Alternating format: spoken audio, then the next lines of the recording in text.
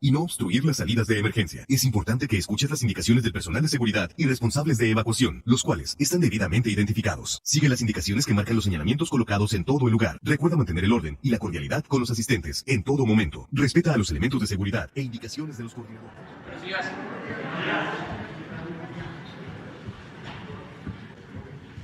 Pues hoy martes, como lo hacemos todas las semanas, vamos a informar sobre el pulso de la salud, el doctor Jorge Alcocer, el doctor Hugo López-Gatell y el maestro Zoé Robledo, que nos va a informar sobre el avance del programa de salud para garantizar ese derecho a todos los mexicanos. También el doctor Diego Prieto, director general del Instituto Nacional de Antropología e Historia, va a informar sobre el programa de mejoramiento de zonas arqueológicas en la ruta del Tren Maya, de cómo al mismo tiempo que se está construyendo el tren, se están mejorando los sitios arqueológicos. Entonces empezamos con el doctor Alcocer.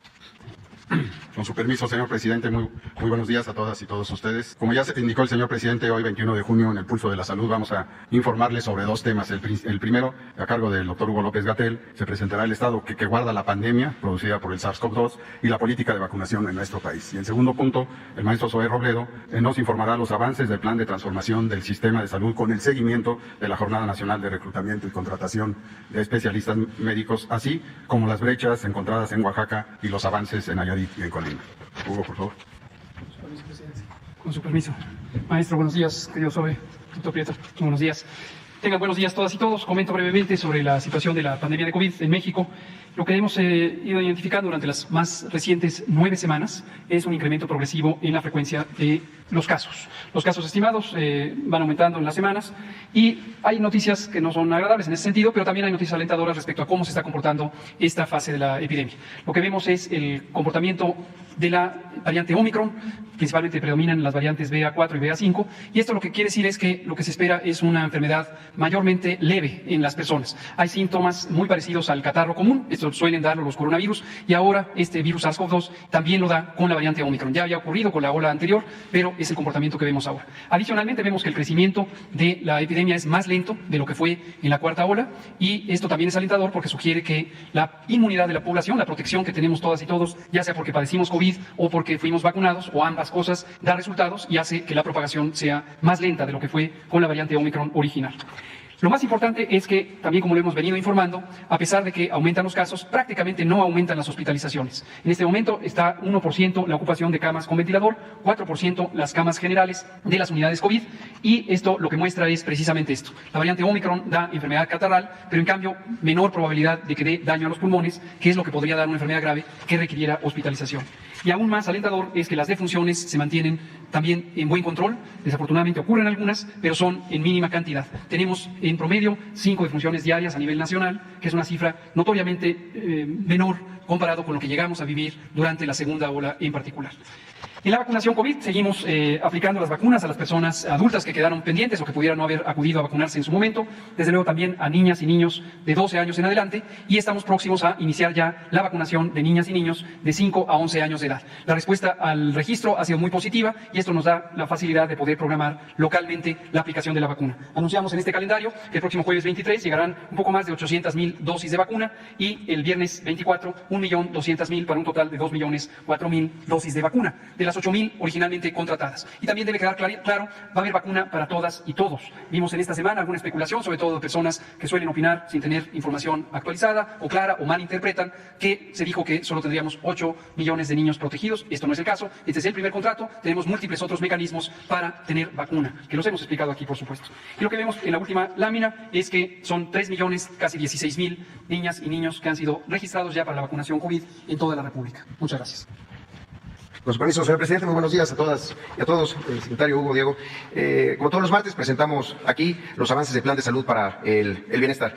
Si me puede pasar la primera lámina. El pasado 24 de mayo, aquí también anunciamos la convocatoria de la Jornada Nacional de Reclutamiento y Contratación de Médicos Especialistas, un esfuerzo de todas las instituciones de salud para cubrir 14.323 vacantes. En 11 días hubo 10.920 médicos especialistas que se registraron en la plataforma y el 4 de junio se instalaron 40 mesas receptoras de la documentación de esos 10,000 médicos. A esas mesas receptoras acudieron a la cita 4,494 médicos, es decir, el 41% del total de los que se habían registrado. Ellos, estos 4,494 médicos especialistas que sí acudieron, ya fueron acreditados para la siguiente etapa del proceso. ¿En dónde estamos ahora? Bueno, en la primera ronda de contratación de cada una de las instituciones. Del total de especialistas que se acreditaron, se distribuyen por la asignación que ellos mismos hicieron por institución y por especialidad en su primera opción. Cada institución ya tiene esta información y es la que estamos presentando el día de hoy. Son 2,245 médicos especialistas que se agregaron a través del INSABI y que son de los sistemas estatales de salud de los gobiernos de los estados, 1,282 del Seguro Social en su régimen ordinario, 551 para el ISSSTE, 243 para Pemex, 228 para IMSS Bienestar, que atiende a personas sin seguridad social, y 45 para los institutos nacionales. Cada institución se encuentra en este momento justo en el procesamiento y en el análisis de cada uno de los perfiles, y se estima que para el 1 de julio será la primera ronda ya de contrataciones y de entrega de contratos. Quienes no logren ser contratados en esta primera ronda, vienen dos rondas más, por lo que buscamos es que el proceso logre reunir y contratar al mayor número de especialistas. Por eso les pedimos a ellos y a ellas que estén muy pendientes de las comunicaciones que recibirán por correo electrónico. Ahora bien, si podemos ver la siguiente, de estas 14,323 vacantes ofertadas,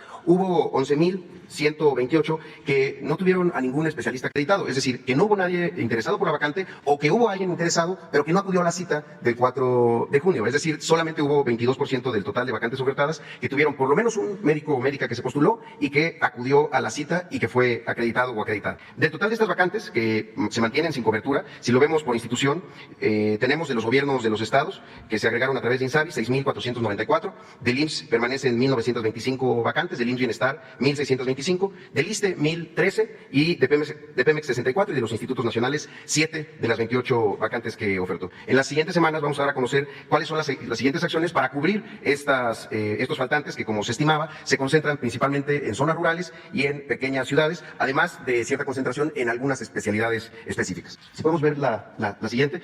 El viernes pasado estuvimos en Oaxaca, allá en Huatulco, acompañando al señor presidente Andrés Manuel López Obrador, y nos instruyó a avanzar con mayor velocidad con este plan de salud para el bienestar. Y en el caso de Oaxaca, no solamente en los municipios que fueron afectados por el huracán Ágata, sino en todo el estado de Oaxaca. Como en los otros estados, el primer paso que se da es justamente hacer un censo, hacer un inventario, un levantamiento diagnóstico territorial para saber cómo están los centros de salud, cómo están los hospitales, la presencia de los médicos en todos los turnos de atención. Y a partir de eso, pues hacer el cálculo de las inversiones que son necesarias en cada sistema estatal que atiende a las personas que no cuentan con seguridad social. Como lo ha dicho el presidente, es un tema de recursos que ya se han asignado, pero también y sobre todo es un tema de voluntad y de mucha convicción para hacer valer el derecho constitucional, del cuarto constitucional, el derecho a la salud. Ya estamos trabajando con el gobernador Alejandro Murat para concluir a más tardar a finales de este año. Y por eso me permito el día de hoy, señor presidente, informar a la gente de Oaxaca de los resultados de este censo, de este inventario de necesidades de equipamiento, de infraestructura y de personal del sistema de salud oaxaqueño. Este se llevó a cabo en octubre, del 4 al 20 de octubre. Participaron 147 personas que visitaron 874 unidades de primer nivel y 40 hospitales, tanto de segundo como de tercer nivel. Los principales hallazgos son un déficit importante en el número de personal que se necesita para cubrir todos los turnos. Se trata de 5,626 profesionales de salud, 927 médicos generales, 822 médicos y médicas especialistas, 3,656 personal de enfermería y 221 de lo que se conoce como paramédicos y que están en la parte de atención médica. Respecto a la infraestructura, en Oaxaca hay 38 hospitales, de los cuales 16 son hospitales generales, que son los más grandes, y 19 hospitales integrales, además de 2 hospitales móviles y un psiquiátrico. Pero de esos 16 hospitales generales, uno de los hallazgos es que solamente 3 cuentan con unidades de cuidados intensivos de adulto, solamente 4 cuentan con cuidados intensivos neonatales, de 31 quirófanos, 23 son funcionales, de 22 salas de expulsión donde se llevan a cabo los partos, solamente 16 están funcionando, y de 32 autoclaves, 15 no funcionan, solo para dar algunos ejemplos. Y en cuanto a equipamiento, se identificó que en el primer nivel de atención hay un déficit de 13,573 equipos que van desde equipos menores hasta esterilizadores de vapor, estuches de diagnóstico, refrigeradores para vacunas, y en el segundo nivel de atención el déficit es de 8,788 equipos que ahí van en equipos ya más grandes, desde tomografías, rayos X, mastógrafos, esterilizadores de vapor y ventiladores. También, si lo podemos ver la siguiente, se hace un primer cálculo, un primer estimado de las inversiones. Si sumamos la parte de infraestructura y de equipamiento, estamos hablando de 1,596 millones de pesos, que se suman a este cálculo que hacemos de la nómina necesaria para cubrir todos los turnos con todos los especialistas, que suman 1,179 millones de pesos, y lo calculamos para la segunda mitad del año. Desde el día de hoy empiezan sesiones de trabajo de todo el sector salud con el gobierno del estado de Oaxaca para arrancar estos procesos de inmediato. Y finalmente, para reportar sobre los temas del avance de los procesos del plan de salud para el bienestar, en el caso de Nayarit, tenemos esta primera información que es para nosotros muy importante. Tenemos ya 2 meses y medio operando el sistema estatal de Nayarit, y en esos 2 meses y medio hay un aumento en la productividad calidad de las atenciones médicas que se brindan allá. Algunos ejemplos: un incremento del 37% en el número de cirugías, un incremento del 190% en las consultas de especialidad en estos 2 meses y medio. Además, del 1 de abril al 16 de junio se han hecho 14.510 consultas de medicina familiar, y gracias a la habilitación de espacios y gracias también a los equipos que están llegando ya, a la fecha se han llevado a cabo 693 tomografías, 2.687 sesiones de radioterapia, 1.325 mastografías, 1.769 sesiones de quimioterapia y 1.213 sesiones de hemodiálisis. También queremos informar otro de los aspectos que a veces es poco visto y que es importante en este modelo de atención integral a la salud para el bienestar, que está centrado en las personas, en las familias, pero también en las comunidades, y es lo que tiene que ver con la acción comunitaria, la forma como se involucra a la comunidad en acciones para mejorar la propia atención médica. Es uno de los pilares fundamentales y ya se han hecho allá en Nayarit. Se han instalado 240 comités de salud, se han llevado a cabo 212 sesiones educativas a pacientes y a familiares que ayudan a detecciones de enfermedades, 62 talleres a mujeres embarazadas, 309 jornadas de limpieza, y ya se han instalado 51 huertos y 32 jardines de plantas medicinales. Y finalmente, lo último que queríamos comentar sobre Nayarit, sobre la habilitación de espacios que estaban fuera de funcionamiento, y es el caso de este hospital básico comunitario en Las Varas. Es un hospital de 12 camas que se inauguró hace 6 años, y desde hace 6 años, aunque tenía un quirófano, no se habían podido realizar ninguna cirugía, justamente por falta de insumos y de equipo médico, y desde luego por falta de especialistas. Ya desde hace 20 días se está teniendo diversas atenciones, particularmente partos. Y a informar también que en Nayarit se concluyó ya al 100% la capacitación de todo el personal en los hospitales, y estamos al 75% de la capacitación de todo el personal en las unidades de primer nivel. Finalmente, en el caso de Colima, algunos avances generales en 3 frentes donde estamos trabajando en Colima, en 3 ámbitos. El primero es el del mejoramiento de la infraestructura instalada. Se habilitaron ya consultorios para medicina familiar en los hospitales de Manzanillo, en el materno infantil de Colima y en Ixtlahuacán, así como espacios de urgencias, de trabajo social en las áreas de hospitalización, y también las unidades de cuidados especiales para neonato en todos los hospitales de Colima. En segundo lugar, para garantizar el abasto de medicamentos, se concluyó con un proceso de ampliación de las farmacias en los hospitales, en el regional universitario, que está en la capital, en el materno infantil, que también está en la capital de Colima, y en el hospital de Manzanillo. Y en tercer lugar, se llevó a cabo una reorganización de la consulta externa y de la hospitalización, así como de las áreas de urgencia y de archivo, como áreas de cocina, lavandería, que son claves para el buen funcionamiento de un hospital. ¿Qué se logra con estas acciones? Mejoras en la atención médica, reordenar, reorganizar, involucrarse mucho más, permite mejorar la atención médica, y por eso el día de hoy queremos concluir con unos testimonios de 3 personas, don Jesús, doña Máxima Gaspar y doña Araceli, que son usuarios justamente del hospital de Ixtlahuacán, que es uno de los que ya están en una operación óptima. Si podemos pasar el video, y sería todo por nuestra parte, señor presidente. El día de hoy acudí por unos resultados porque el día lunes vine a consulta y me mandaron a hacer unos estudios, y el día de hoy vengo a consulta. Es la primera vez que yo vengo aquí a la clínica a hacerme una evaluación para ver cómo ando de mi cuerpo. Pues ahorita yo apenas estoy empezando a mis pastillas porque ya no la había. Yo siempre las compraba. Pues antes yo no podía hacer eso porque daban la cita de los estudios para más días, lo alargaban pues más. A veces daban 15 días o a veces un mes.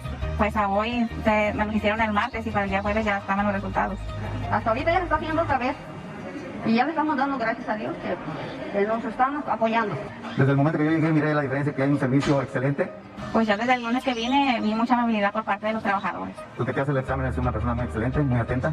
Y agradezco que haga personas como él. Pues que está mejorando porque se ve que limpiaron las bancas, limpiaron todo el hospital, lo pintaron. Están arreglando y voy a se ve bonita.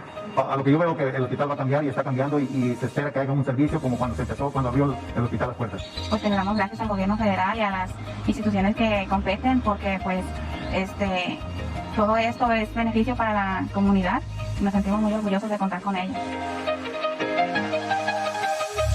Muchas gracias, señor presidente. Y finalmente, seguir compartiendo con todos y con todas. Este es un proceso que necesita la participación de todos y por eso estamos poniendo a disposición el teléfono del Pulso de la Salud, 895-32-213, para que nos puedan también informar sobre cualquier tema que tenga que ver con recetas no surtidas, con la dilación de una atención o cualquier comentario que nos permita seguir mejorando el sistema de salud. Gracias, señor presidente. Comentar rápido. Sí, tenemos a la fecha un total de 180 periodistas que ya concluyeron todo su proceso de inscripción y que además ya han sido validados por el comité evaluador de periodistas. Gracias.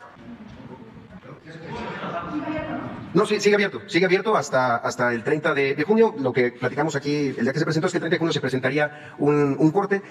Al parecer hay temas de algunos de los documentos que los están tramitando, entonces seguramente en cuanto concluyan estos trámites de la documentación que se solicitó y que es necesaria para poder hacer el aseguramiento, va a empezar a incrementarse. Un comentario importante, ha habido más de 8,500 visitas al sitio, o sea, más de 8,500 personas que han ingresado, que han, digamos, que explorado y seguramente están en la actualización de algunos de sus datos. Principalmente alguno de los documentos más importantes, además de la CURP, el RFC, es la firma electrónica, la FIEL. Entonces, esto lleva algunos días, seguramente en cuanto tengan ya el trámite de su FIEL, pues van a empezar a concluir estos registros. Pero la verdad que el porcentaje de rechazos es mínimo y es a partir de alguien que no hubiera presentado su documentación completa. Gracias. Muy buenos días, señor presidente, señor secretario Alcocer, Hugo López-Gatell, director general del Robledo. Compañeras y compañeros, me da mucho gusto que podamos compartir este trabajo tan importante que viene desarrollando el Instituto Nacional de Antropología e Historia. Ya en la ocasión anterior pudimos presentarles el pulso de la inmensa investigación de salvamento arqueológico que se está haciendo con motivo de las obras del Tren Maya. Estamos hablando de acciones para la protección, el estudio y salvaguarda de todos los elementos arqueológicos e históricos que van apareciendo en la ruta del tren. Podemos estar confiados de que el patrimonio cultural vinculado con esta ruta está siendo cuidado, estudiado, resguardado y puesto en valor. Pero además, el presidente de la República nos ha instruido para que, además de los trabajos de investigación y salvamento arqueológico, hagamos una labor para el mejoramiento de las zonas arqueológicas que seguramente verán incrementada sensiblemente la cantidad de visitantes que lleguen a estas zonas y que por lo tanto puedan tener servicios adecuados para que su experiencia de visita sea aleccionadora, sea edificante, sea educativa.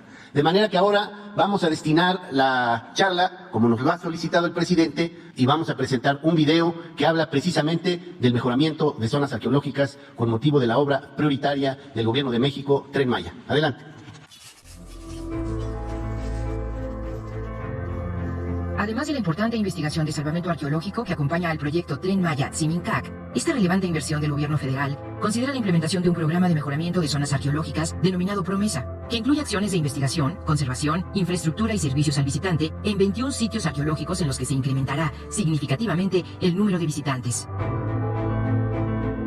La inversión en este rubro asciende a 248 millones de pesos destinados al salvamento arqueológico y 4.906 millones de pesos dedicados al programa Promesa y a los centros de atención a visitantes, CADVIS. El Promesa constituye una oportunidad histórica para el estudio, conservación y puesta en valor del patrimonio cultural de la región, tomando en consideración los bienes arqueológicos, históricos y paleontológicos que se ubican en los sitios a lo largo de la ruta, así como el patrimonio vivo de las comunidades en el entorno. El tramo 1 contempla las zonas arqueológicas de Palenque, en Chiapas, El Tigre, en Campeche, y Mural Reforma, en Tabasco. El tramo 2 incluye a la zona arqueológica de Etzna y la isla de Jaina, erigida por el trabajo de los antiguos mayas, en Campeche. El tramo 3 comprende la zona arqueológica de Sivilchaltún, así como Uxmal y los demás sitios de la ruta PUC abiertos al público: Cabá, Xlapa, Sayil, Oxquintoc, Chacmultún y Lavna. El tramo 4, también en Yucatán, abarca las zonas de Ekbalam y Chichén Itzá, donde habrá de ampliarse el circuito de visita. En el tramo 5 Norte, trabajaremos la zona de El Meco en Quintana Roo. En el tramo 5 Sur, consideramos las zonas de Tulum, Tancá, estrechamente vinculadas al Parque Jaguar, así como Cobá y Muyil en Quintana Roo. En el tramo 6, trabajaremos en Cojunlish, Quintana Roo. Y en el tramo 7, haremos un enorme trabajo de investigación, conservación e infraestructura para la antigua ciudad maya de Calakmul, patrimonio mundial en Campeche. En cada una de estas zonas, equipos liderados por arqueólogos y restauradores del Instituto Nacional de Antropología e Historia llevan a cabo procesos de diagnóstico, excavación, estudios arqueológicos y conservación, junto con el desarrollo de acciones para la ampliación de las áreas de visita, el fortalecimiento de las unidades de servicio y la construcción de centros de atención a visitantes. Trabajamos ya en el desarrollo de planes de rehabilitación, construcción, ampliación, renovación y mejoramiento de la infraestructura existente, museos de sitio y otros servicios, la rehabilitación de instalaciones hidrosanitarias y eléctricas, así como en la atención a las plantas de tratamiento de aguas residuales. Continuamos con la atención del mejoramiento de andadores y zonas de descanso con criterios de accesibilidad, así como con una nueva señalización integral en maya e inglés, además del español. De manera particular, se considera el acondicionamiento de áreas de conservación, manejo, estudio y resguardo de la inmensa cantidad de materiales arqueológicos, resultado de las investigaciones y el salvamento. Trabajamos en el proyecto ejecutivo para la construcción de 2 nuevos museos, con una arquitectura contemporánea integrada al contexto natural. Uno en la zona arqueológica de Chichén Itzá y otro en la ruta PUC. Y también en la rehabilitación de espacios y salas introductorias de los museos existentes, incorporando la actualización de información, recursos didácticos, explicativos, lúdicos e inclusivos, que combinen procesos museográficos tradicionales, recursos multimedia y sistemas de comunicación digitales. Las obras ya se han iniciado en la zona arqueológica de Palenque. De acuerdo al proyecto, los primeros resultados estarán listos en marzo de 2023 y en diciembre del mismo año estaremos concluyendo los CADVIS y museos, para estar listos cuando el tren inicie operaciones. Espacios en los que también se darán a conocer los más recientes descubrimientos derivados del salvamento arqueológico, o Atok Ushben Pakili, como el hallazgo localizado en la cueva del tramo 4, o el hueso de jaguar, descubierto en el tramo 2, en la zona arqueológica de Sacamucú y Campeche. O bien, los hallazgos en las propias zonas arqueológicas, como el joven dios del maíz, encontrado recientemente en Palenque.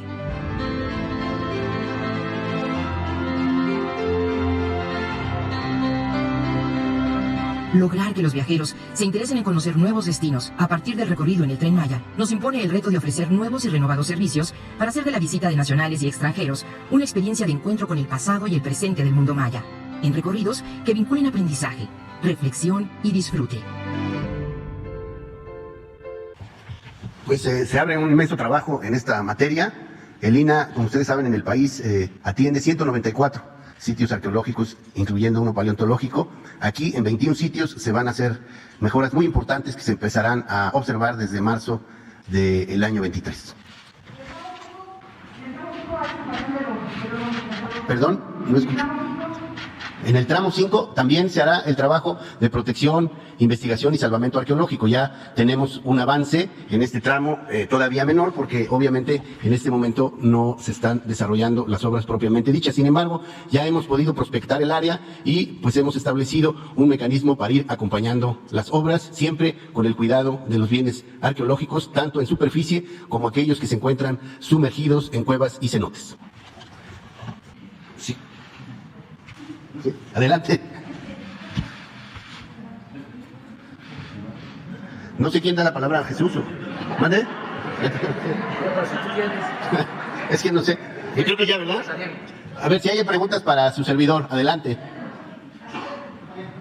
Buenos días, yo del tema. Preguntarle sobre el asunto de los tiempos que se lleva la conservación de cada uno de los hallazgos que tienen en todos los tramos que se tienen en el Tren Maya. En alguna visita por algunos tramos nos mencionaban que se debe de tomar, pues de alguna manera su tiempo, y el hecho de que tal vez pudieran acelerar el paso podría, pues no ser tan positivo para la zona y para el área arqueológica. No sé qué tenga que decir usted al respecto, si han tenido que apresurar en este sentido para darle tratamiento a los hallazgos, o si el tiempo que se les ha dado pues es suficiente. Gracias. Siempre tenemos que compaginar los tiempos de una obra pública o privada con los que requiere el salvamento de la información y los vestigios arqueológicos que se van encontrando. Por supuesto que esto supone que debemos ir siempre de la mano con los constructores, con los consorcios que están llevando a cabo la obra para no complicar los tiempos de obra, pero al mismo tiempo favorecer los hallazgos. Simplemente para darles una idea de la cantidad de hallazgos, ya lo habíamos presentado en el cuadro inicial. Hemos encontrado 458.730 fragmentos de cerámica desde el tramo 1 hasta el tramo 5. Hemos encontrado 305 vasijas completas en proceso de análisis y restauración.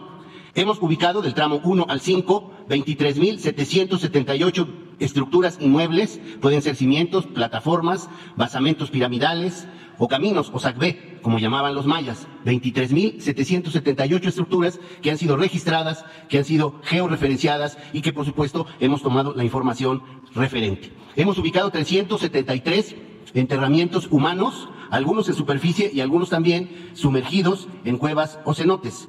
Hemos ubicado 1.334 bienes muebles diversos, entre cerámica, metates, lítica, bienes relativamente completos. Y 775 rasgos naturales asociados a contextos arqueológicos, como cuevas, pozos, cenotes o estructuras para la siembra y la canalización de aguas. Esto les puede dar la idea del inmenso trabajo que eso implica y, por supuesto, tenemos que estar también haciéndonos cargo de no complicar los tiempos de una obra que, por supuesto, tiene tiempos muy perentorios, tiene que hacerse cargo de la agilidad en el trabajo.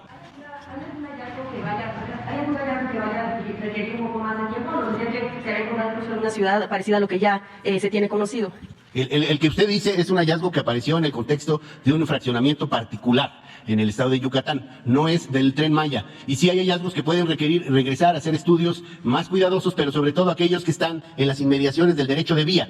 En general, los hallazgos vinculados al derecho de vía, ya del tramo 1 al 4, en un 97% hemos dado visto bueno. Es decir, ya no tenemos que regresar a hacer excavación, pero sí tenemos un inmenso trabajo en laboratorio, en las tareas de restauración y conservación de estos acervos.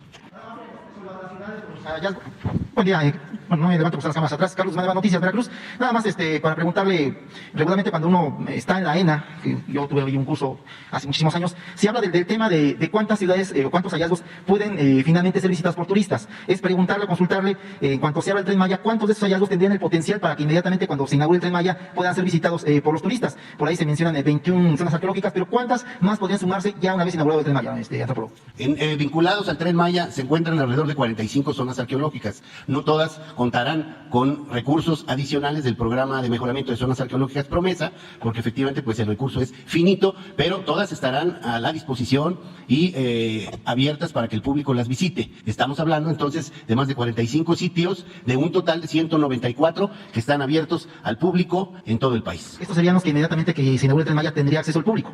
Exactamente. Es cuatro. Sí, gracias. Ahora quedamos TD2. También allá atrás. 3, 4, quedamos 5. Uno del norte que quedó pendiente. Buenos días, presidente Hans Salazar de Noticiero en Redes. Preguntar respecto en el tema de la seguridad social. Hace un par de años se firmó un convenio, por ejemplo, con Relaciones Exteriores para la seguridad social de trabajadores independientes, así lo decía el comunicado, en el exterior, para tener este respaldo con el IMSS. Ese es el dato que yo tengo. Preguntar en este tema cómo ha sido desarrollado este punto, máxime con esto que se ha planteado aquí por parte de los migrantes, de nuestros hermanos y hermanas que principalmente están en Estados Unidos y que mandan remesas. ¿Cómo ha sido esta participación? ¿Cómo ha sido este aseguramiento? ¿Si ha tenido éxito? Números, datos, qué sé yo, lo que se pudiera tener como avance respecto a este respaldo, porque es uno de los temas que en nuestros hermanos y hermanas preguntan mucho. Y esto porque si se pudiera estar incluso ampliando este tipo de convocatorias, tanto para respaldar una institución como lo es el IMSS, para fortalecerlo con este tipo de fondos que estarían dispuestos a mandar los hermanos y hermanas. Muchas gracias, señor presidente. Efectivamente, hace varios años se hizo un convenio que incluso llevó a que el IMSS tuviera funcionarios trabajando en los consulados mexicanos. Hubo una erogación de recursos y demás, pero la verdad que nunca tuvo buenos resultados. Entre otras cosas, porque producto de la reforma de 1997, se crearon estos mecanismos para justamente poder asegurar a los trabajadores por su cuenta, a los trabajadores que no tienen una relación tradicional, jerárquica con un empleador, sino que trabajan por su cuenta, los trabajadores independientes. Sin embargo, durante todo ese tiempo, el número de aseguramientos fue muy pequeño. En 2019, en agosto, fue que hicimos el proyecto piloto para el aseguramiento de trabajadores independientes. En general, en todo el país, es justamente con el que estamos operando la parte de trabajadores, de los periodistas por su cuenta.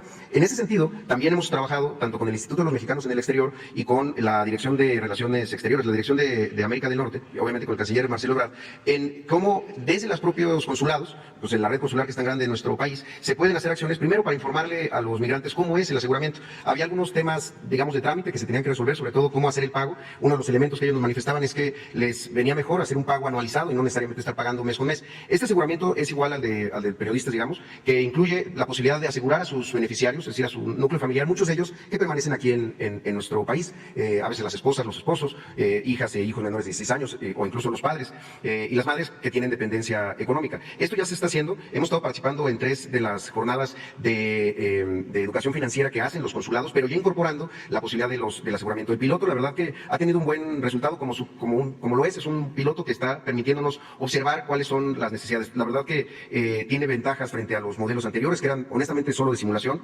porque primero solamente era una de las ramas del aseguramiento, fundamentalmente la atención médica, pero dejaba de fuera algo bien importante, que es la pensión, la posibilidad de hacer un ahorro para el retiro, la posibilidad incluso de poder estar aportando en la subcuenta de vivienda con Infonavit. Entonces, es un proyecto que ha estado dando buen resultado, hay mucho interés de parte de asociaciones de migrantes que se han acercado, y la verdad que con la red consular se está trabajando para que pronto se puedan establecer estos mecanismos. No significa tener más erogaciones, con los propios funcionarios de la Cancillería en las ventanillas de atención y de educación financiera es donde se están haciendo estas promociones, y si nos lo permite, pues podremos presentar en algunos días algo de la información ya con más detalle. Sí, sería importante. Entonces es un programa piloto todavía. En este momento es un programa piloto que se autorizó por el Consejo Técnico para todos los trabajadores independientes del país, no solamente para los migrantes, pero sirve para los trabajadores migrantes, que pues siempre han tenido esa aspiración de que muchos de ellos que piensan o están en sus planes regresar a nuestro país, pues tener asegurado esa parte de su vida después de haber trabajado, tanto en lo que corresponde a la pensión, pero también pues en la atención médica, que tenía muchos tiempos de espera, precondiciones, mucha gente empezaba a tramitar su aseguramiento y cuando ya lo iba a lograr,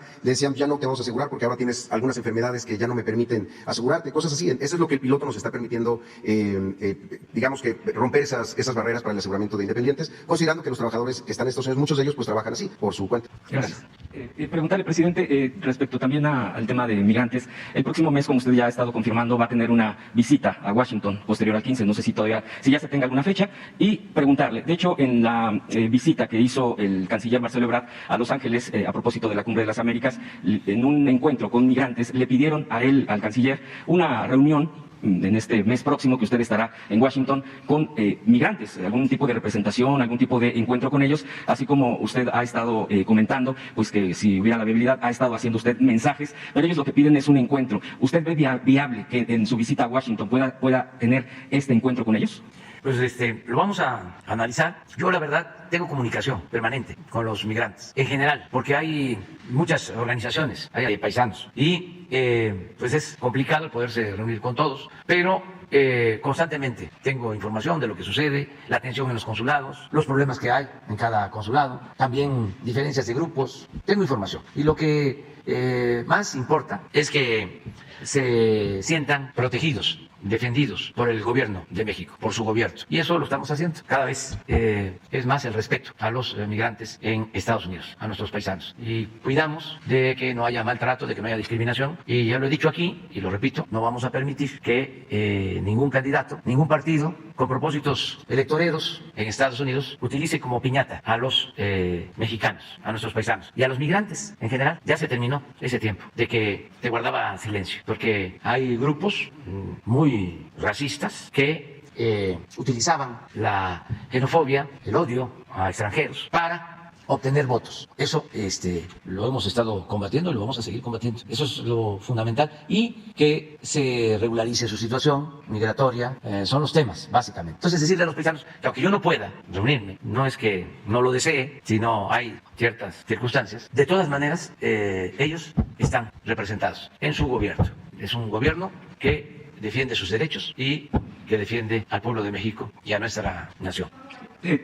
Todavía no está definida la fecha, va a ser en julio, parece que en la segunda quincena del mes. Todavía no hemos podido definir la agenda sobre los temas que vamos a tratar y ya lo expliqué en una ocasión, además de los asuntos que nos importan tanto al gobierno de Estados Unidos como al gobierno de México, que tiene que ver con nuestros pueblos, vamos a tener tiempo de conversar con el presidente Biden sobre temas que tienen que ver con el continente y con la situación en otras regiones del mundo, y también hablar de experiencias que tienen que ver no solo con lo material, sino también con lo místico, en el entendido que no solo hay que buscar el bienestar material, sino también el bienestar del alma. Hay muchas cosas que vamos a tratar. Él ha sido muy respetuoso. Ahora en la teleconferencia que tuvimos para asuntos de medio ambiente, terminé aquí la conferencia, este diálogo circular con ustedes, se prolongó y apenas si llegué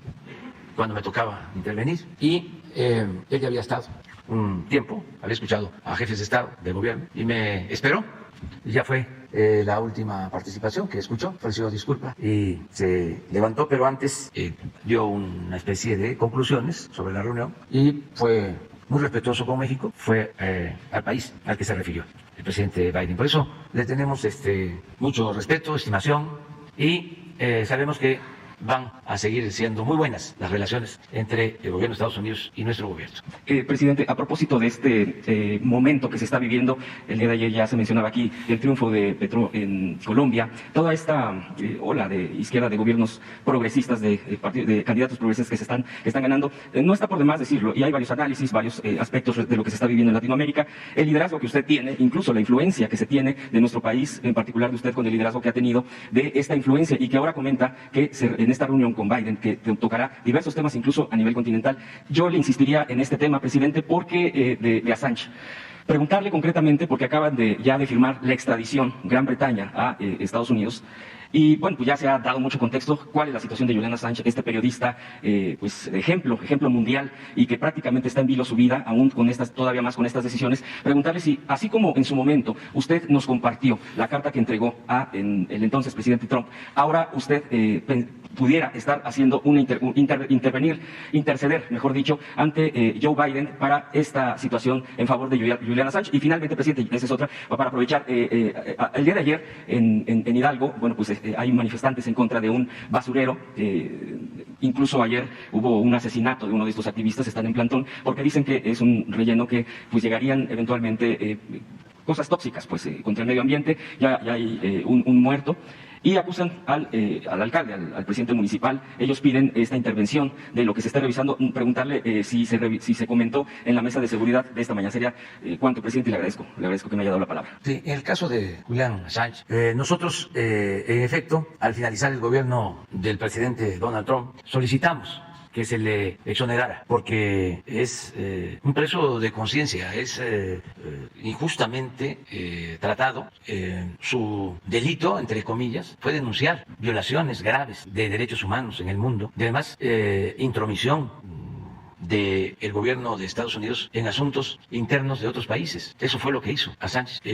Es el mejor periodista de nuestro tiempo en el mundo y ha sido muy injustamente, repito, tratado, peor que delincuente. Esto es una vergüenza para el mundo, el trato que le han dado a este periodista. Muchos no saben de que lo que hizo fue, con una investigación poco ortodoxa, recogió los cables, los informes de embajadas de Estados Unidos, en donde se hablaba de actos de intervencionismo y de crímenes cometidos, de flagrantes violaciones a derechos humanos. No solo textos, sino imágenes. Entonces, lleva ya muchos años preso.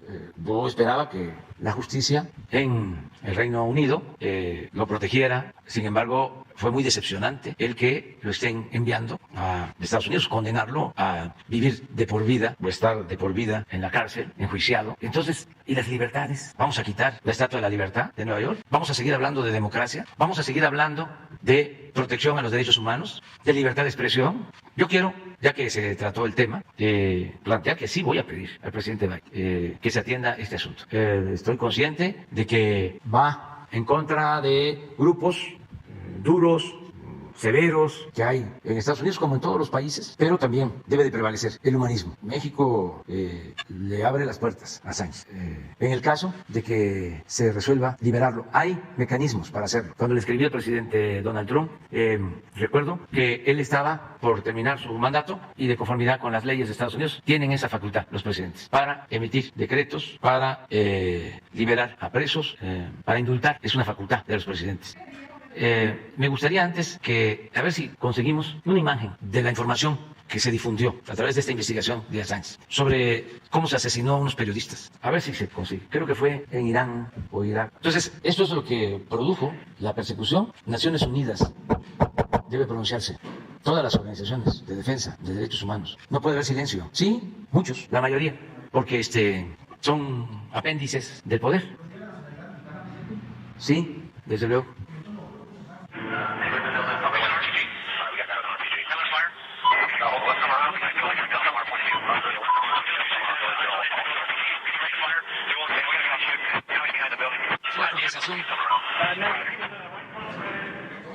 Sí, de unos pilotos, la conversación, están viendo un grupo y se están poniendo de acuerdo para disparar. Pero son periodistas los que fueron blanco.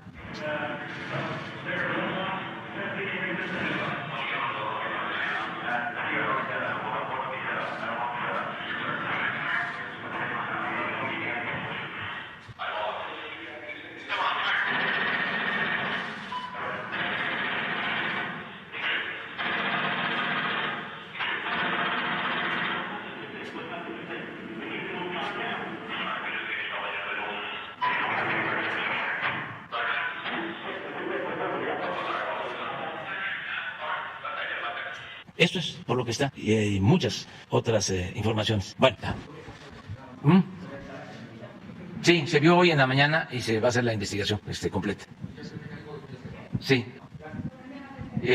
Aquí también aprovecho para decir que tenemos información ayer por la tarde-noche de unos asesinatos en Urique, al parecer de 2 sacerdotes jesuitas. La información que tenemos hasta ahora, hasta las 5 de la mañana, es que entraron a la iglesia de Urique persiguiendo a una persona, lo asesinaron, salieron los sacerdotes y al parecer también ellos fueron asesinados. Estamos ahora atendiendo este asunto. Urique está en la sierra de Chihuahua, de Krill hacia adelante, por Temoris, por Chinipas. Es una zona de bastante presencia de la delincuencia organizada. Parece que se tiene ya información sobre los posibles responsables de estos crímenes. Es lo único que conocemos. Estamos trabajando en eso. Sí. ¿Qué tal, presidente? Buenos días. Jorge Chaparro, del diario La Razón. Preguntarle en torno a esta descentralización de las dependencias federales que había anunciado ya hace algún tiempo. ¿Cómo va en este asunto? ¿En qué porcentaje se han ya transferido estas oficinas y, sobre todo, las responsabilidades hacia las entidades que había usted mencionado? Si me hace favor. Pues ha avanzado. Hay ya descentralización en salud. Ya la Secretaría de Salud está en Acapulco. El doctor Jorge Alcocer, ¿puedes explicarlo? Y ahora seguimos.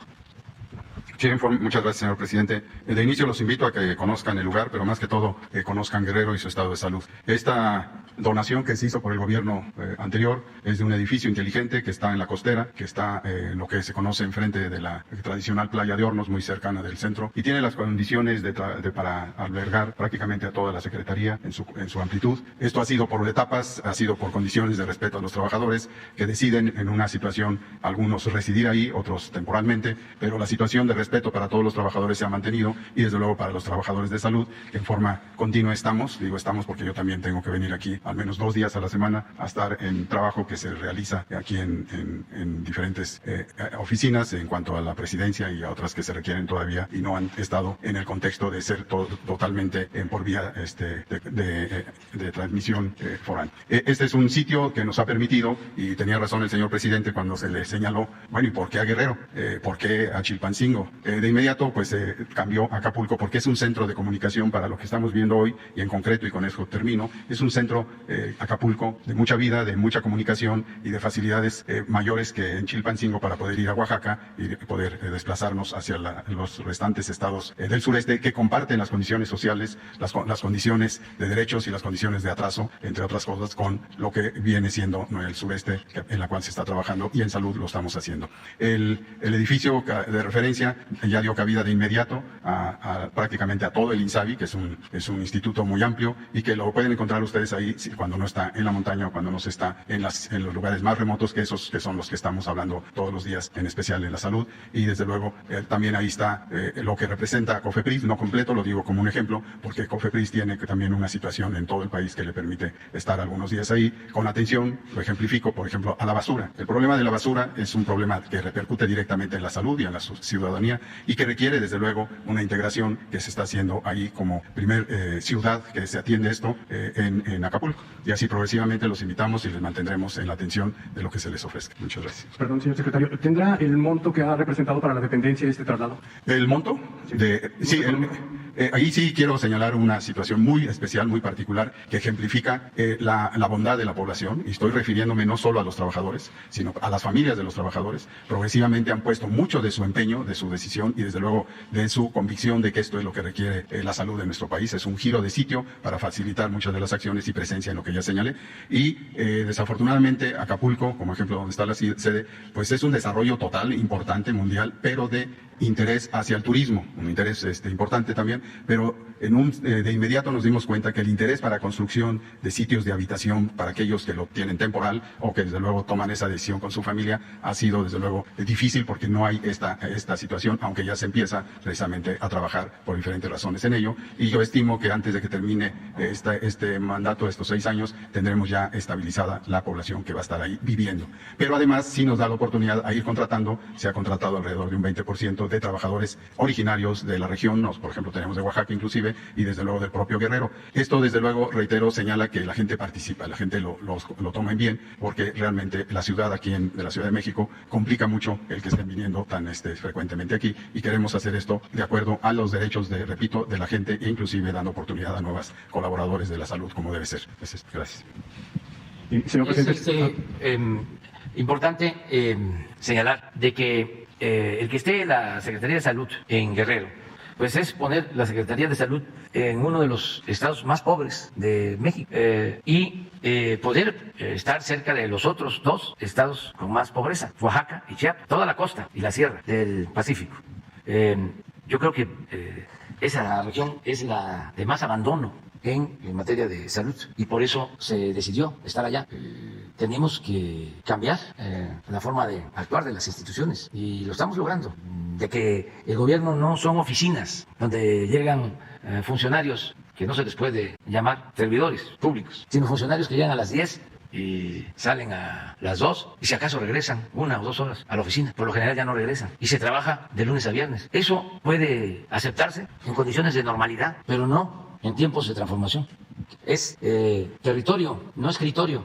También ya se logró el que se traslade la Secretaría de Energía, que está en Villahermosa. Fue la primera. Gracias a eso, la Secretaría de Energía está constantemente supervisando la construcción de la refinería de Dos Bocas, Paraíso, Tabasco, y no deja de atender otros asuntos de la Secretaría. Pero todavía no terminamos con este proceso. La idea es que se quede en la Ciudad de México Hacienda, Gobernación, Relaciones Exteriores, Marina y Defensa, nada más. Y que el resto de las secretarías se vayan a los distintos estados. Se detuvo esto por la pandemia, pero ya vamos a continuar. Hace unos días yo me equivoqué y dije que de 100 compromisos que había hecho en el Zócalo, había cumplido 99 de los 100.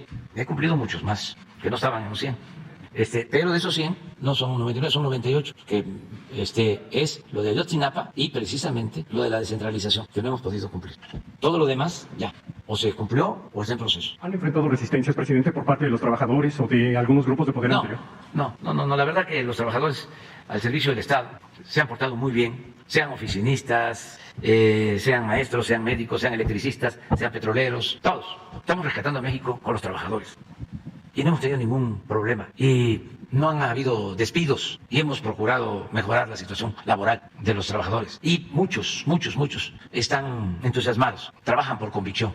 Señor presidente, si me permiten otro tema, preguntarle, se detectó que en la Secretaría de Salud precisamente hay subejercicios, pero no es la única dependencia que tiene menor gasto. Preguntarle si es una orden de su gobierno reducir el gasto en este momento o si hay alguna contrariedad que esté obligando al gobierno a llevar un gasto más lento a principio de año. Al contrario.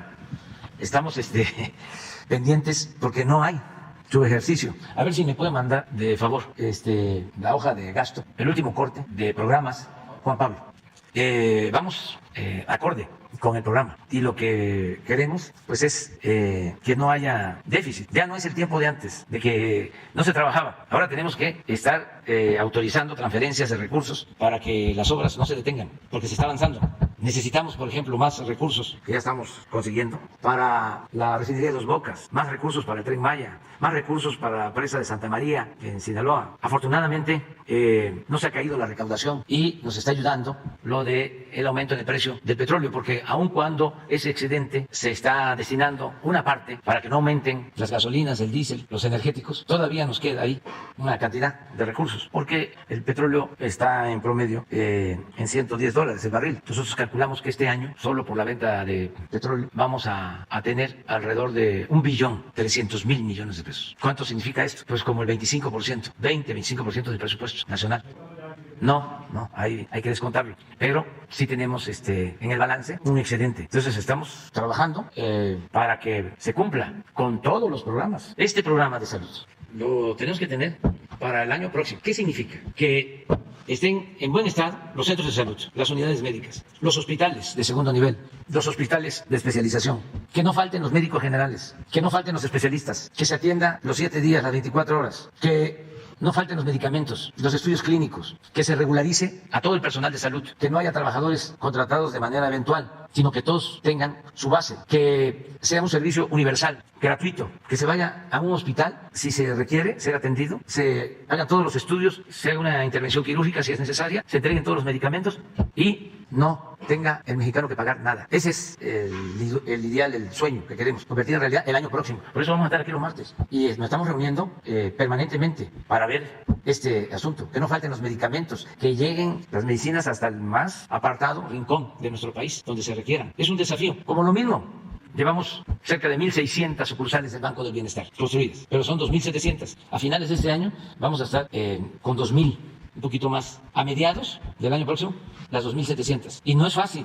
El domingo fuimos a Coatlán del Río, en Morelos. No estamos hablando de la montaña de Guerrero, es Coatlán. Sí está en límites con Guerrero, pero pues está a 2 horas y media de aquí. Bueno, pues no hay internet en la cabecera municipal. Entonces, para que funcione el banco, necesita tener comunicación de internet. ¿Quién nos ayudó y nos está apoyando en otros casos? La Comisión Federal de Electricidad, para que con satélite se pueda llevar a cabo la comunicación. Entonces, el internet mismo, tenemos que cumplir para que en todas las comunidades de México haya internet. Por eso, tomamos la decisión de comprar acciones en Altán para quedarnos como socios mayoritarios. Ya tiene el gobierno, el Estado mexicano, el pueblo de México, un sistema de comunicación que no tenía. Desde que se entregó Teléfonos de México, no había. Ahora se tiene ya un sistema de telecomunicación, claro, mixto, porque hay también participación privada. Hay empresas que tuvieron confianza, porque nosotros no podíamos participar si no contábamos con la mayoría de las acciones. Es decir, si no era el Estado socio mayoritario, lo que nos permite manejar la empresa, tener más asientos en el Consejo. Y los inversionistas privados que ya estaban en la empresa, nacionales y extranjeros, aceptaron, nos dieron su confianza para que nosotros manejemos la empresa. Porque ellos saben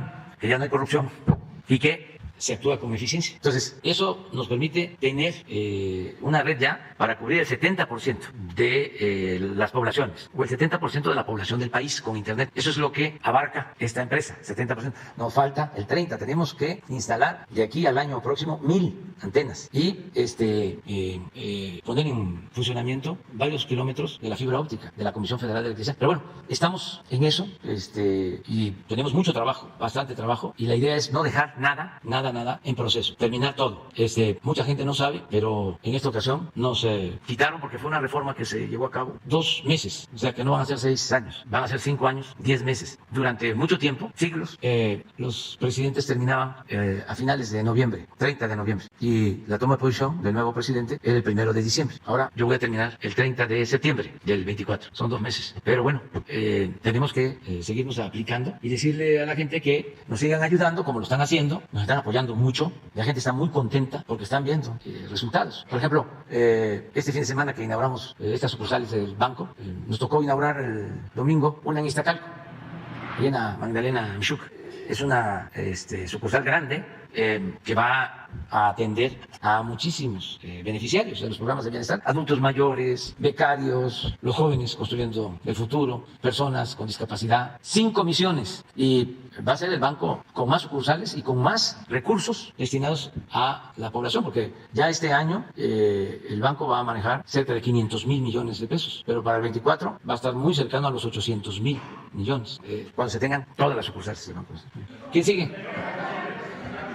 Aquí está, mira. Este es el avance. Ahora, el avance hasta, ¿qué fecha es? 15 de junio, 43.3. Y en el mismo periodo del año pasado, el avance 40.1. Entonces vamos, de acuerdo al programa, que hay a mitad del año casi, la mitad del presupuesto de ejercicio. Esto lo cuidamos mucho para no tener problema. Miren lo que les decía, los programas sociales. 443,000 millones. Nunca en la historia de este país se había dedicado tanto a la gente. Para que tengan una idea, hay 35,000 viviendas en el país, aproximadamente, de acuerdo al censo. 35 millones de viviendas. Y se está llegando ya casi al 80% de las viviendas. Como a 30 millones, porque 25 son los que reciben cuando menos un beneficio. Les llega un programa. Y como 5 que también reciben pues sus ingresos del presupuesto, que son maestros, médicos. Pero el 20% restante también es atendido, porque pues se impulsan actividades productivas. Todas las obras que estamos haciendo, la mayoría de las obras se hacen con empresas. Estamos cuidando que sean empresas mexicanas que generan empleos. Entonces sí hemos cuidado el que el presupuesto le llegue a la gente. Esta es la clave. Por esto es que no han podido los conservadores, ni con la guerra sucia. No se puede transformar un país, no se puede llevar a cabo un cambio de fondo si no se cuenta con el apoyo del pueblo. No se transforma un país sin el respaldo del pueblo. Y para que el pueblo respalde a su gobierno tiene que estar al servicio del pueblo. Esto, ¿qué van a entenderlo? Los que ni siquiera respetan al pueblo, menos se puede decir que quieran al pueblo. No, ellos se sienten superiores y sabiondos. Por eso se desesperan. ¿Cómo es posible que triunfe y se mantenga un movimiento popular. Y entonces los calificativos, ¿no? De manera despectiva. Populismo, paternalismo. Ignorancia. No entienden nada. Por más que trate uno de ayudarlos. Ahora sí que lo que natura no da, Salamanca no otorga. Esto es, ahora que gana Gustavo Petro en Colombia, a ver si pones, ¿no? Hay uno que dice en las redes, porque no hay que perder el sentido del humor, no hay que enojarse. Hay uno que saca un pasaporte y dice, me voy de Colombia. Y un mexicano le contesta algo. Le dice, pero te vas, ¿eh? Porque así decían aquí. Y no se fueron. Algo parecido. Y hay otro de una bicicleta. Es buenísimo. Porque el conservadurismo está muy molesto. Hasta Vargas Llosa. Pero eso es lo mismo. Es el racismo, el clasismo, los obnubila. Dice Vargas Llosa, votó mal el pueblo de Colombia. O votaron mal los colombianos. Algo así. Menosprecio al pueblo. Porque pues él, yo creo que ahora en España le dieron un título nobiliario, es conde o no sé qué, duque. Pero a ver, busca cuando menos el de la bicicleta, está el del pasaporte, pero a ver si no está el comentario también del mexicano. Ayer lo vi, cuando tengo tiempo. El de la bicicleta es bolsas, maletas. Bueno, y si no lo tienen ustedes ahí, ¿por qué no se lo pasan? Compartan. Es que si no lo vemos aquí, la gente no alcanza a informarse bien, porque en los medios convencionales no pasa nada. A ver. La maleta barata para Marlet, la maleta de los bolsos para los que se van del país, la maleta barata, si llevo las maletas para los que se van del país, la maleta para Marlet, la llevo, la maleta barata, la maleta para los que se van del país. Bueno. El compañero del norte. Buenos días, señor presidente. Le saluda Santiago Vizcarra, del noticiero Évora Informa. Vengo de la ciudad de Guamuchil, Sinaloa.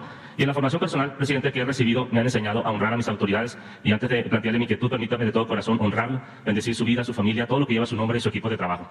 Presidente, en Sinaloa, como bien es sabido, está afectando muy duro la sequía. Y le voy a hablar particularmente en la región del Évora, formada por Mocorito, Salvador Alvarado y Angostura. Estamos pasando una crisis precisamente por la escasez del vital líquido. Con decirle que en Mocorito se han secado 2 de los 5 pozos que abastecían a la población, a este pueblo mágico. La presa Eustaquio-Buena, que se encuentra en la ciudad de Guamuchil, presenta un nivel bastante bajo, entre el 8 y 9% aproximadamente se encuentra de su capacidad de almacenamiento, y presenta también un nivel de asolve muy elevado. Tan es así que si llueve mucho, no hay forma de donde almacenar el agua y se le hacen desfogues por temor a que haya un desbordamiento, etcétera, y regresamos otra vez al mismo problema de siempre. A lo largo de muchos años hay líderes, luchadores sociales que han impulsado la creación de una nueva presa, porque dicen los técnicos que es más económico hacer una nueva que desasolvar la que ya se tiene en la ciudad de Guamuchil. Entonces, presidente, el proyecto que han impulsado estos luchadores sociales se llama Presa de Piedra Labrada, que se pudiera ubicar aguas arriba del municipio de Mocorito, pueblo mágico, y generaría un sinfín de beneficios. Número 1, abastecer del vital líquido para el consumo humano y uso doméstico. 2, garantizar el abasto para el uso ganadero, que le abro un paréntesis rapidito, que la ganadería, particularmente Mocorito y Salvador Alvarado, tiene una tendencia a la baja, se ha reducido 50% los productores creadores de ganado, precisamente porque la pastura y los granos están muy caros y no les costeable a los ganaderos continuar con esta actividad que le ha dado identidad, no solamente a Sinaloa, sino a nuestro país. 3, otro beneficio que podría generar esta obra es garantizar el abasto para el uso agrícola, y podría, presidente, con la suficiente agua, lograr que se conviertan las tierras de temporal a la modalidad del riego, y que con el suficiente vital líquido que se haga no solamente un cultivo, sino 2 en el año. Usted ha hablado mucho de que en México se produzca lo que nosotros consumimos para hacerle frente a la inflación. Y bueno, Sinaloa es un estado que, como bien es sabido, considerado como el granero de nuestro país. Señor presidente, en concreto, la pregunta que quiero plantearle en esta mañana es la siguiente. El agua es un derecho humano y la autoridad o el gobierno tiene la obligación de garantizar las condiciones para que esto se lleve a cabo, para que se pueda ejercer este derecho humano. Y la pregunta concreta es, señor presidente, ¿usted está dispuesto, su gobierno está dispuesto a voltear a ver a este proyecto y realizar la obra en el corto y mediano plazo? Esa sería mi primera pregunta. Bueno, habría que ver el estudio. Es ya muy difícil que podamos iniciar una obra nueva, porque no queremos dejar obras inconclusas. En Sinaloa tenemos el compromiso de terminar la presa de Santa María y el distrito de riego de esa presa. Es una inversión de 10,000 millones de pesos. Llevamos 55% de avance en la presa. Nos falta avanzar más en el distrito de riego, que debemos de llevar muy poco, apenas estudios, 5 o 10%, pero queremos terminar antes de que concluya el gobierno. Y luego la presa Picacho. La presa Santa María incluye también turbinas para generación de energía eléctrica. Es para control de agua y también para riego y abasto de agua para Rosario y otros municipios del sur de Sinaloa. Y la presa Picacho, también en el sur, pues es la que le está dando agua. Nosotros hicimos ahí el acueducto para que no le falte agua a Mazatlán, y también ahí estamos construyendo un distrito de riego. Ahí sí llevamos un avance como de 40%. En los 2 distritos de riego estamos pensando en cuando menos 60,000 hectáreas de riego. La de Picacho también va a tener turbinas para generación de energía eléctrica que vamos a dejar funcionando. Y algo muy importante, un acueducto para llevar el agua a Concordia, Sinaloa, que no tienen agua. Sí, bueno, presidente. Entonces, vamos a revisar tu propuesta, a ver qué hay. Seguramente ya debe estar el estudio. Así es. Y nosotros te respondemos una vez que se conozca bien si es viable, técnicamente, desde luego que hace falta, pero si es viable, si tenemos el presupuesto y si nos alcanza el tiempo. Gracias, presidente. Finalmente, quiero plantearle otra cuestión. El río Mocorito ha sido explotado por la extracción de material pétreo y se ha destruido una reserva ecológica. Le invito también que cheque ese dato, si es tan amable. Y la segunda cuestión que quiero plantearle, presidente, es que hay una gran cantidad de pacientes que antes de que iniciara lo fuerte de la pandemia y durante el proceso de la pandemia que fueron diagnosticados con cáncer. Se atendieron, son derechohabientes del Instituto Mexicano del Seguro Social y tenían la esperanza de que una vez que le dijo el médico tienes esa enfermedad, que se iban a atender en el instituto. Y cuando fueron a recibir las quimioterapias le dijeron no tenemos medicamento. Cómpralo tu paciente en una farmacia particular, pides una factura a nombre del Instituto Mexicano del Seguro Social, la traes a un departamento correspondiente y en un lapso más o menos de 3 meses te vamos a reembolsar el recurso. Hubo personas, señor presidente, que vendieron sus propiedades, un solar, en fin, su vehículo con la fe de lograr una mejor calidad de vida. Han pasado más de 2 años aproximadamente y no se les ha reembolsado absolutamente nada, presidente. Y hay padres de familia que tienen niños pequeños que no pueden trabajar de manera normal como lo hacían antes porque no pueden hacer fuerza, porque tienen que cuidarse del calor y vaya que hace calor allá en Sinaloa. Entonces, la pregunta es, señor presidente, ¿se les va a reembolsar el recurso que el mismo Instituto Mexicano del Seguro Social les dijo a los pacientes? Le invito a que también revise ese tema porque hay muchos de ellos que en nuestro programa nos han hablado, nos han reportado y de hecho hemos sacado reportajes que están ahí en nuestra página, en las plataformas. Y la pregunta es, ¿se le va a atender a estos pacientes? Porque también la salud es un derecho humano, presidente. Sí, desde ahora, aquí está el director. A ver. Sí. Gracias, presidente. Sí, vamos a revisar el tema de los reembolsos porque tienen que ser cubiertos y tienen que ser cubiertos a la brevedad. En el caso de Sinaloa, con muchos lugares, la penetración de muchas empresas en áreas sustantivas de la atención médica fue igual, en particular las famosas centrales de mezcla, que eran las que se ocupaban las instituciones justamente para poder atender los casos de quimioterapias. En el caso de Sinaloa justamente se está construyendo una central de mezclas propia, que es como debe haber ocurrido siempre, pero con todo gusto vamos a revisar lo de los reembolsos porque si fueron llevados conforme a lo que corresponde, pues se tienen que pagar desde luego. Y hoy mismo podemos darles una información al respecto. Sí, hoy mismo vamos a darles la información de cuántos reembolsos están pendientes en el caso de Sinaloa y las fechas de su pago. Sí, claro, si no es un compromiso, desde luego. Sí, hoy mismo le pediremos a la doctora Tania Díaz que pueda estar en Mocorito hoy con los pacientes y sobre todo con los derechohabientes que tuvieran pendientes los reembolsos para poderles dar una fecha de pago por parte de la delegación. Gracias. A los que tú conoces, que va a llegar hoy la directora del seguro, allá a Mocorito. Mocorito se le conocía como la Atenas de Sinaloa. Sí, toda esa región, conozco muy bien. Además, ahí se elaboraba una de las mejores revistas de arte durante mucho tiempo. Aquí está el del pasaporte. Es buenísimo esto. Ganó Petro. Me voy a buscar nuevos rumbos. Adiós, Colombia. Es que estos se acuerdan que pasó aquí. Y miren lo que le contesta un mexicano. Tú sí cumplirás tu palabra y te irás de Colombia. O serás como los miles, de personas que dijeron lo mismo cuando ganó AMLO aquí en México y que aún estamos esperando. Bueno, ya. Que cumplan.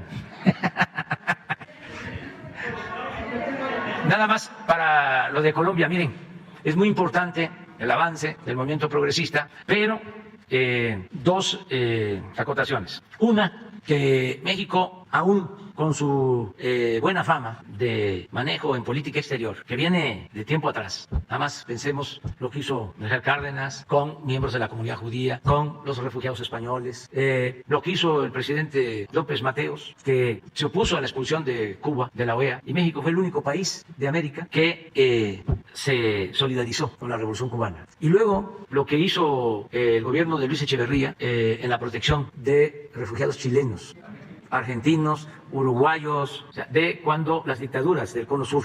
Entonces, la política actual de México no es nueva. Se había olvidado durante el periodo neoliberal, porque también en eso se retrocedió. Bueno, pero no aspiramos nosotros a ningún liderazgo. Queremos una relación de todos los pueblos y de los gobiernos de América horizontal, no una política exterior protagónica, sino buscando, y este es el segundo punto, la integración y la hermandad de todos los pueblos y de todos los gobiernos de América. Lo que planteaba Bolívar, pero buscando también la unidad con Canadá y con Estados Unidos. Una América unida.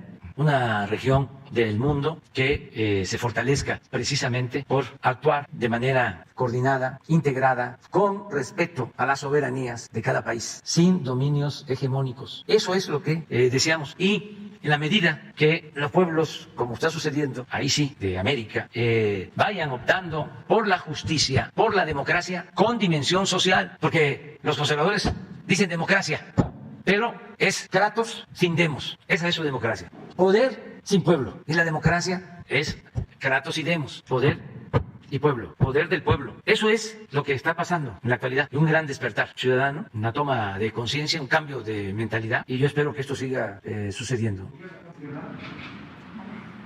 La historia lo dirá. Buenos días, señor presidente. Buenos días, miembros del gabinete.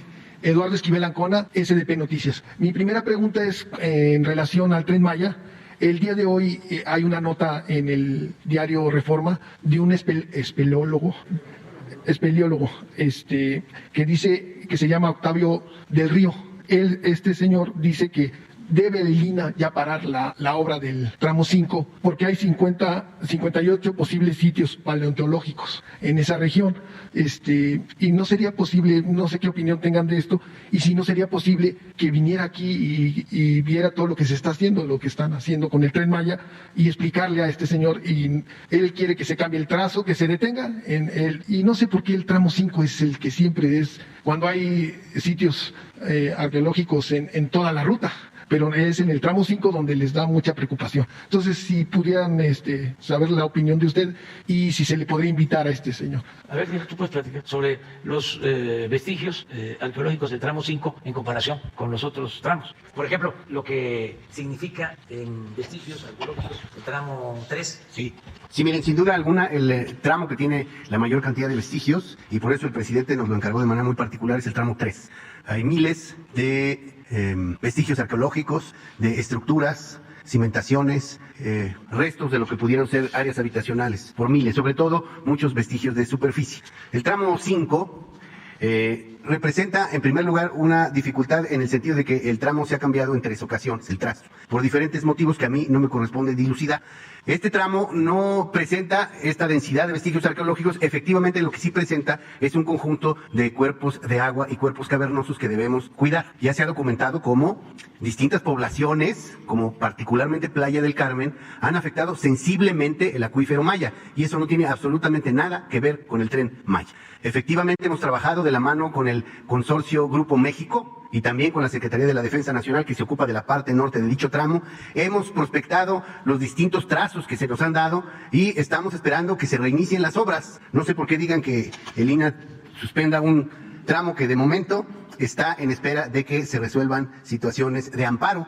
Entonces, me parece muy simpático. Ahora, invitar a Octavio y a todos los espeleólogos a que platiquemos allá. Nuestro director en Quintana Roo, Margarito Molina, ha estado permanentemente en comunicación con los espeleólogos para que nos ayuden, sin duda alguna, a la investigación y el cuidado de los vestigios que pueden aparecer en cuerpos cavernosos, en cenotes, en oquedades, que son característicos de esta parte oriental de la península de Yucatán. El INAH está muy acostumbrado a acompañar obras públicas y privadas y a encontrar, junto con los ingenieros y constructores y junto con las instituciones también de carácter ambiental, soluciones. Y sin duda alguna las vamos a encontrar en cuanto se retome la obra en este tramo, que efectivamente pues es también muy sensible porque es toda el área hotelera que viene desde Cancún hasta Tulum. Hay ahí una serie de temas inmobiliarios que no le corresponden al instituto, pero que tomamos nota de que están ahí presentes.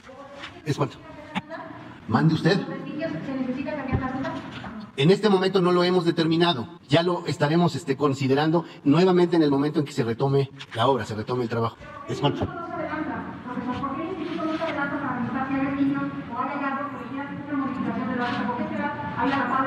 No, el instituto sí se adelanta. Por eso les acabo de señalar que hay un conjunto de oquedades, de cuerpos cavernosos, de cenotes que estamos precisamente cuidando, y en el momento en el que las obras se lleven adelante se verá si es preciso hacer alguna clase de ajuste. Por lo pronto, en los 3 tramos que nos han señalado, hemos establecido en dónde tenemos que hacer investigación y cuidado de los vestigios, y en los 3 tramos tenemos cuáles son los puntos de alerta en donde tenemos que encontrar soluciones adecuadas. Es que, a ver, compañero, en el tramo 5 ya ha habido 3 ajustes de la ruta. y ahora hay una suspensión. Entonces, con lo que se ha encontrado, vamos a ver si este último trazo que se nos ha ofrecido es pertinente. Lo más probable es que lo será, no se preocupen.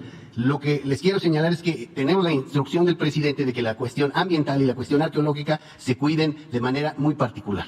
Gracias. Mira, es muy sencillo de explicar. A ver, ya el Reforma, que es el boletín del conservadurismo, junto con otros, ya tienen información de que se están fallando los amparos interpuestos y que nos está dando la razón. Entonces, ya iniciaron todos nuestros opositores ahora una nueva lanzada. Ya no es la destrucción de la selva, ahora es la destrucción de sitios arqueológicos. Es que son predecibles. Yo conozco la hipocresía de los del Reforma desde hace años. Cuando fui jefe de gobierno en la ciudad, agarraron la bandera de oponerse a los segundos pisos y ellos promovieron amparos junto con el partido al que han apoyado siempre, que ahora ya se volvió uno, ¿no? O sea, de 2 o 3 ya. El Partido Conservador, pues. En aquel entonces promovieron un amparo con el licenciado Burgoa, finado, muy buen abogado, y se ganó el amparo porque querían que no hiciéramos los segundos pisos. Es más, cuando comenzó la obra, movilizaron vecinos para que no se hiciera el segundo piso. Y una campaña permanente. Vayan a las hemerotecas, revisen el Reforma. Estoy hablando del 2002, por allá. Y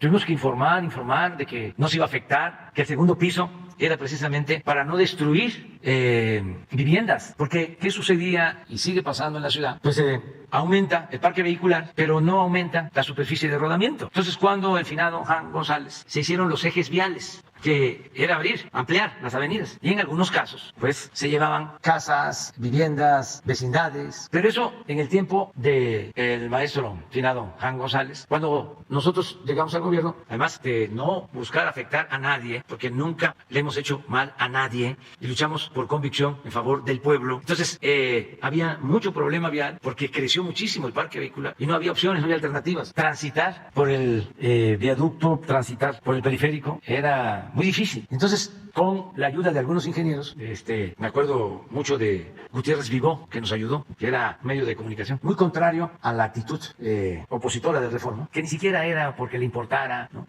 Si iba a funcionar la obra o no. No, era por cuestiones como ahora, que tenemos diferencias políticas, son proyectos distintos, contrapuestos de nación. Pensamos distinto al señor Junco, y esto es normal, pues. Ellos siempre han estado en las filas del conservadurismo, siempre. Esa es su postura. En ese periódico, todos los que escriben son conservadores. Ahora ya no pueden simular de que son independientes, como lo hicieron durante mucho tiempo, que hablaban de que eran de la sociedad civil, que no tenían partido. Ya no, porque pues en estos tiempos hay que definirse. Ya no les quedó más que quitarse las máscaras, y como la fábula, sin darse cuenta, solo un niño advirtió de que el rey iba desnudo. Entonces, en aquel tiempo se hicieron los segundos pisos. Ya después que se vio que funcionaba, porque era utilizar el derecho de vía, no afectar, irse para arriba y ampliar la superficie de rodamiento.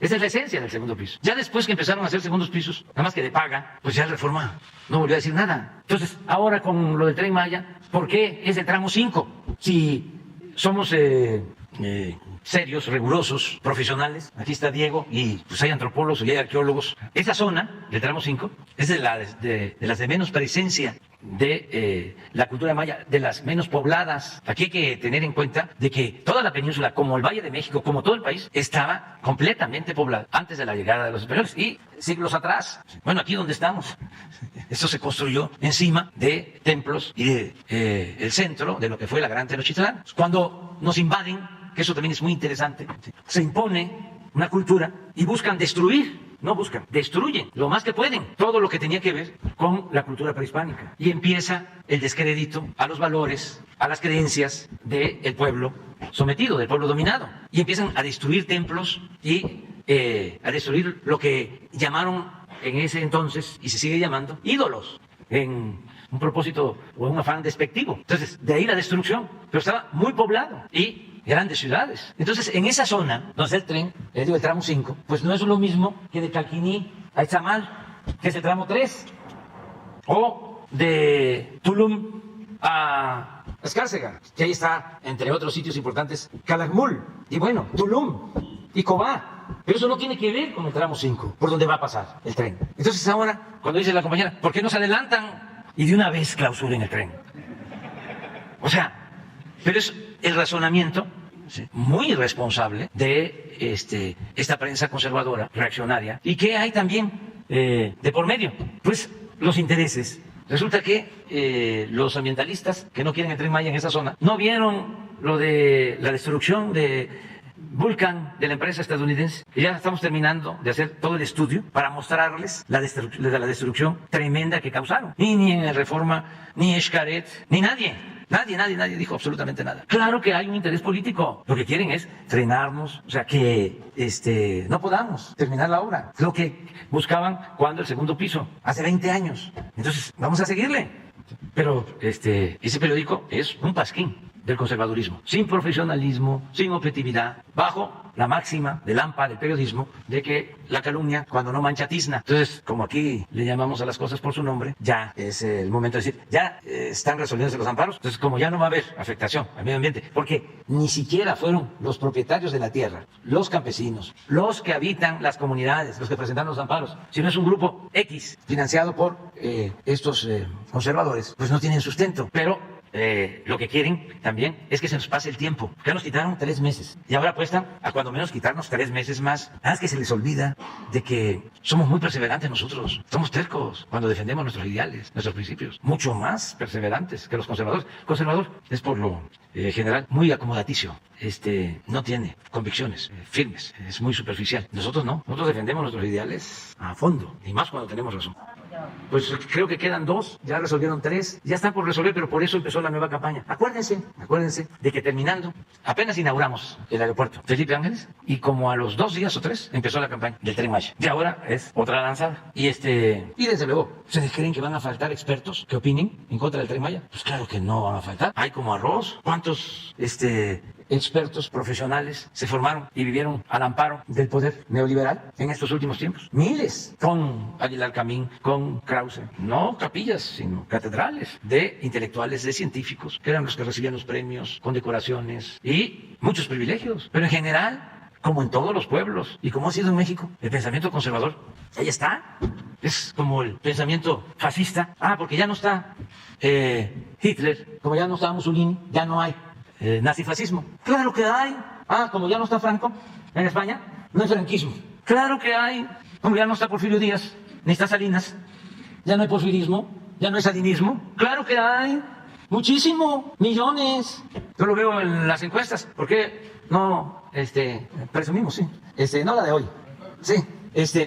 Vean una encuesta. Y ahorita vamos a hacer una cuenta, que es interesante. ¿Para qué planteo esto? Primero, para que se entienda que en una democracia no puede haber pensamiento único, ni puede haber mayorías absolutas, totalitarismo. Esos votos, por ejemplo, que habían antes en las elecciones, 90% de votos a favor, pues no. En las elecciones presidenciales, porque la vez pasada nos quedamos por ver cuántos votos sacaban, ¿no?, los presidentes, y sacaban 75, 80, 90% de los votos. Pues claro que eso no era real. O sea, se rayaban boletas y se falsificaban actas. Sí, habían consensos, ¿no? Sí, sin duda. Pero no era el 100%.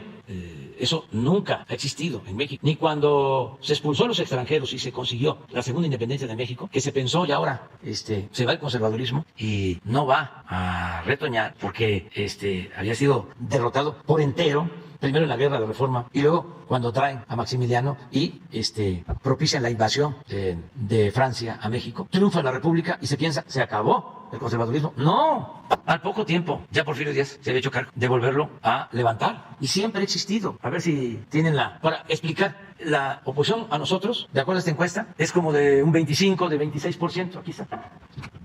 Yo traigo 68, esta es la última encuesta. 26 en contra y 6 indecisos. Estos 26 son, si el padrón de ciudadanos es de 80, 85 millones, estos son 20 millones o un poco más. No es poca cosa. Entonces, ¿de dónde van a salir los expertos que opinen en contra de nosotros? Pues hay muchísimo. Entonces, ese truco de ir a buscar expertos para que declaren, y supuestamente con eso están haciendo un periodismo objetivo y profesional. Pues es una patraña, que se vayan a engañar más lejos. En una segunda pregunta, señor presidente, hay varios analistas en los Estados Unidos y aquí en México que están viendo con preocupación la economía de los Estados Unidos puede entrar en recesión, ya sea porque en el primer trimestre su PIB decreció en 1.5, mientras el de México sí creció en 1 punto y a nivel en el trimestre previo y a nivel anual creció 1.8. pero en los Estados Unidos tienen una inflación más alta que la de nosotros, por un punto arriba.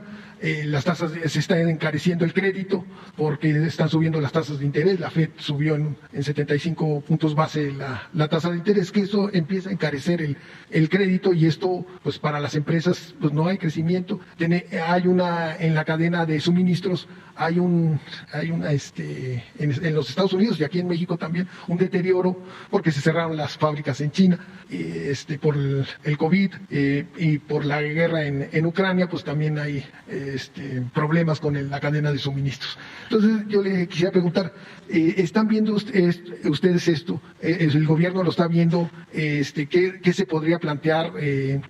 Porque lo que más vemos con preocupación en un análisis que hicimos en SDP Noticias y en Econósfera, que lo más preocupante sería las remesas. Si hay una recesión en los Estados Unidos, pues obviamente que las remesas se contraen, ¿no? Porque no va a haber trabajo para los migrantes mexicanos que están en los Estados Unidos, sobre todo en el sector servicios. En el sector primario yo creo que sí van a conservar porque no se puede dejar de producir alimentos y es muy importante esto, pero el sector servicios sí se contrae. Entonces, y estaba viendo, la pregunta sería, hay unos modelos, lo que le llaman el nearshoring, que es pues bloques comerciales regionales entre México y Estados Unidos.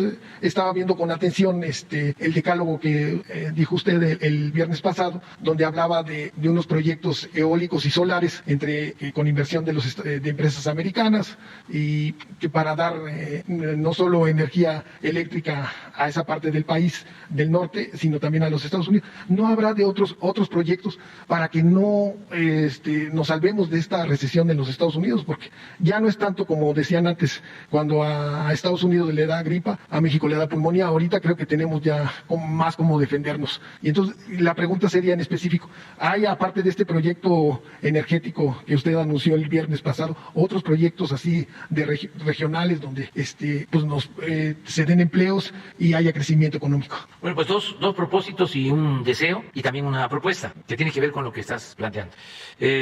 Pienso que no va a haber recesión económica en Estados Unidos. Lo segundo, que si se agrava la situación económica en Estados Unidos va a ser temporal, transitoria.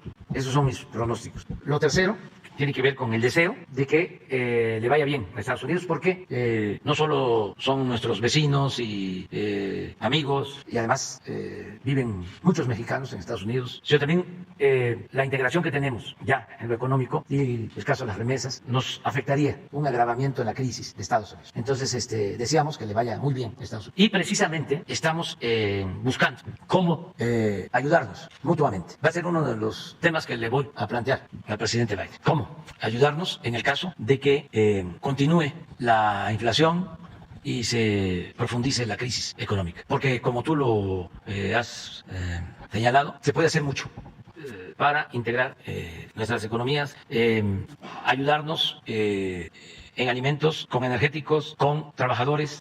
Lo que se tiene que tener en consideración es que la economía de Estados Unidos es una economía muy fuerte. Sin embargo, todo lo que seguramente están haciendo lleva tiempo. Por ejemplo, el precio de las gasolinas. ¿Por qué se eleva el precio de las gasolinas? Porque se perdió capacidad de refinación en el mundo.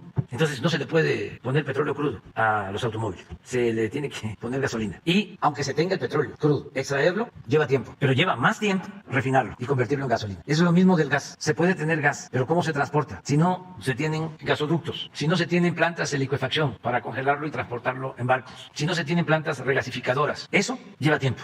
Entonces, sí se podría en corto plazo hacer frente a todas estas necesidades. Sí se unen esfuerzos, aunque lleva tiempo. Por ejemplo, una batería de plantas solares en Sonora hasta la frontera no solo permite tener líneas de transmisión en Baja California, sino poder hasta exportar energía eléctrica a California. Y proyectos así de los dos gobiernos. Estamos trabajando en eso y pronto vamos a informar. Pero mi deseo es que no haya recesión, que se controle la inflación, que se reduzca la inflación y que salgamos adelante.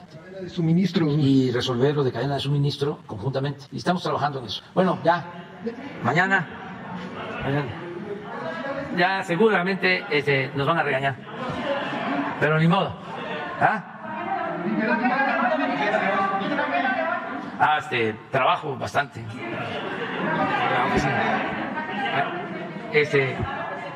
El fin de semana vamos a la montaña de Guerrero.